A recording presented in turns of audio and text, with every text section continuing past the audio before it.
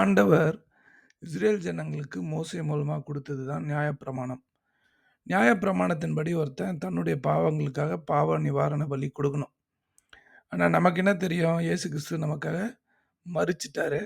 அவரே பலியாயிட்டாரு. அதனால நமக்கு எந்த பலியும் தேவையில்ல. அதனால நியாயப்பிரமாணத்த நம்ம கைக்கொள்ள வேண்டாம். இதுதான் அப்போஸ்தலர் 15வது அதிகாரத்தில சபை மூப்பரும், அப்போஸ்தலரும் சேர்ந்து முடிவு பண்றாங்க. அதாவது நியாயப்பிரமாணம் நமக்கு தேவையில்லன்னு. ஆனாலும் பாஸ்டர் கார்த்திக் அமலேல் இந்த மாதிரி தப்பா போதிக்கிறாரு. வீடியோவை பாருங்க. எழுப்புதல்ல நிக்கணும். 50% தீர்க்க தரிசனம் வேத புத்தகம், 50% தீர்க்க தரிசனம், 30% வரலாறு, 17% நிருபம், 3% தான் ஆறுதல். 3% தான். என் ஒய்ஃப் ரொம்ப பாவம்.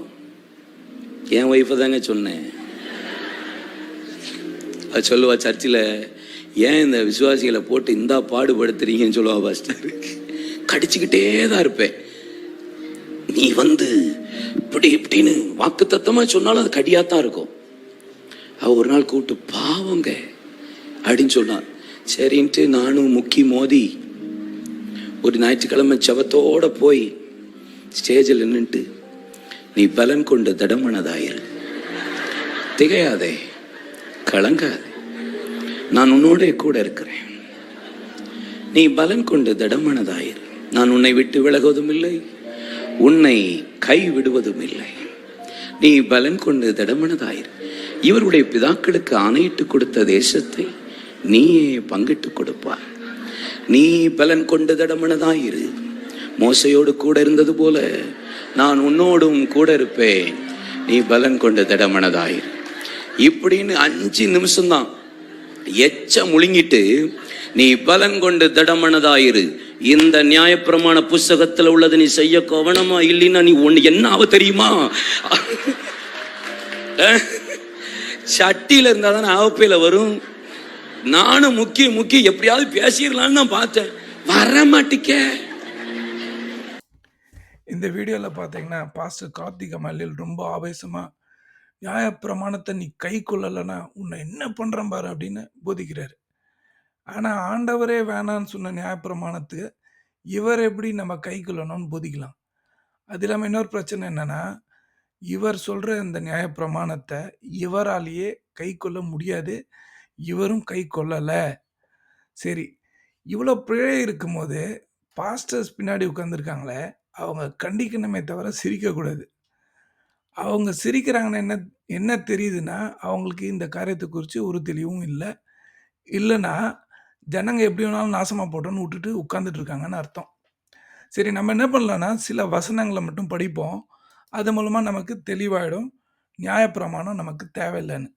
நான் அப்போஸ்தலர் 15வது அதிகாரம் முதல் 2 வசனம் படிக்கிறேன். சிலர் யூதேயாவிலிருந்து வந்து, நீங்கள் மோசேயினுடைய முறைமையின்படியே விருத்த சேதனம் அடையாவிட்டால் ரட்சிக்கப்பட மாட்டீர்கள் என்று சகோதரருக்கு போதகம் பண்ணினார்கள். இங்கே என்ன நடக்குதுன்னு பார்த்தீங்கன்னா, யூதேயாவிலேருந்து யார் வராங்கன்னா பரிசேயர் வராங்க. அவங்க இயேசுவை ஏற்றுக்கிட்டு ரட்சிக்கப்படுறாங்க. ஆனாலும் அவங்களுக்கு பூரணமான தெளிவு இல்லை. அதனால் என்ன பண்ணுறாங்க, நியாயப்பிரமாணத்தையும் அவங்க கை கொண்டுட்டே இருக்காங்க. அதை தான் அவங்க என்ன பண்ணுறாங்கன்னா புறஜாதியாருக்கு போதிக்கிறாங்க. நீங்கள் விசுவாசிச்சா போதாது, நீங்கள் நியாயப்பிரமாணத்தையும் கை கொள்ளணும், அதாவது விருத்த சேதனமும் பண்ணணும் அப்படின்னு சொல்கிறாங்க.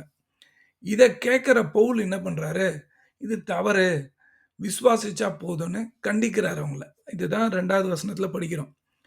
2வது வசனம் படிக்கிறேன் பாருங்க. அதனாலே அவர்களுக்கும் பவுல் பர்னபா என்பவர்களுக்கும் மிகுந்த வாக்குவாதமும் தர்க்கமும் உண்டான போது அவங்க என்ன பண்ணாங்க, கடைசியில் முடிவு பண்ணுறாங்க, இந்த காரியத்தை நம்ம எருசலேமில் போய் மூப்பர்கிட்டையும் அப்போஸ்தலர்கிட்டையும் டிஸ்கஸ் பண்ணி எது கரெக்டுன்னு கண்டுபிடிக்கலாம் அப்படின்னு முடிவு பண்ணுறாங்க. அதுதான் அடுத்த வசனங்களில் போட்டிருக்கு. 24வது வசனம் தான் முடிவுரை மாதிரி. அதை வாசிக்கிறேன் பாருங்க. எங்களால் கட்டளை பெறாத சிலர் எங்களிடத்திலிருந்து புறப்பட்டு, நீங்கள் விருத்த சேதனம் அடைய வேண்டும் என்றும் நியாயப்பிரமாணத்தை கை கொள்ள வேண்டும் என்றும் சொல்லி இப்படிப்பட்ட வார்த்தைகளால் உங்களை கலக்கி உங்கள் ஆத்துமாக்களை புரட்டினார்கள் என்று நாங்கள் கேள்விப்பட்டபடியினாலே இத யார் சொல்றான்னு பார்த்தீங்கன்னா, பேதுரு தான் இந்த காரியத்த சொல்றாரு. அவர் என்ன சொல்றாருன்னா, வந்த ஜனங்க அதாவது உங்ககிட்ட வந்து போதிச்சாங்கல்ல சிலர் பரிசேயர், அவங்க எங்க மத்தியில இருந்து தான் வந்தாங்க. ஆனா நாங்க கட்டளை குடுக்கலப்பா. அவங்க சொல்ற போதனையும் நாங்க சொல்லல. அவங்க குடுத்த போதனை 2 காரியம். ஒண்ணு விருத்த சேதனம் செய்யணும்னு சொன்னாங்க. இன்னொன்னு நியாயப்பிரமாணம் கைக்கொள்ளணும்னு சொன்னாங்க. இது 2மே தவறு அப்படின்னு பேதுரு தெளிவா சொல்றாரு. சொல்லிட்டு என்ன சொல்றாரு, உங்க ஆத்துமாக்கள அவங்க கலக்குனாங்க. உங்க ஆத்துமாக்கள புரட்டுனாங்க. அதனால நீங்க அவங்க சொல்ற உபதேசங்கள கேட்காதீங்கன்னு சொன்னாரு. அப்ப பேதுரு சொல்ற காரியம்படி நீங்க அப்ளை பண்ணி பார்த்தீங்கன்னா, பாஸ்டர் கார்த்திக் அமலில் சொல்றது தவறு. அப்ப நமக்கு என்ன தெரியணும்? சபையில நியாயப்பிரமாணத்த கைக்கொள்றத போதிக்கவே கூடாது இவங்க. இத நம்ம கைக்கொள்ள வேணான்னு தெளிவு பண்ண வேண்டியவங்க நம்மள குழப்புறாங்க. இந்த பாஸ்டர்ஸ் எல்லாம் அப்ப தெரிஞ்சே நம்மள குழப்புறாங்க. ஏன் இப்படி பண்றாங்கன்னு கவனிச்சீங்கன்னா, நியாயப்பிரமாணத்துல ஒரு கட்டள தான் தசம பாகம் குடுக்குறது. அப்ப இத நம்ம தெளிவு பண்ணிட்டாங்கன்னா என்ன ஆயிடுவோம்னா நம்ப, தசம பாகம் ஏன் நாங்க குடுக்கணும்னு கேள்வி கேட்டு தசம பாகம் குடுக்கறத நிறுத்திருவோம். அதனால அவங்களுக்கு பணம் வராது. அதனால என்ன பண்றாங்கன்னா, நம்மள தெளிவில்லாம அடிமைத்தனத்தில வச்சிருந்தா, அவங்களுக்கு லாபம். அதனால இந்த தெளிவான போதனைய நமக்கு குடுக்க மாட்டாங்க. அதனால என்ன பண்ணுங்கன்னா, இவங்கள குறிச்சு கவனமா இருங்க.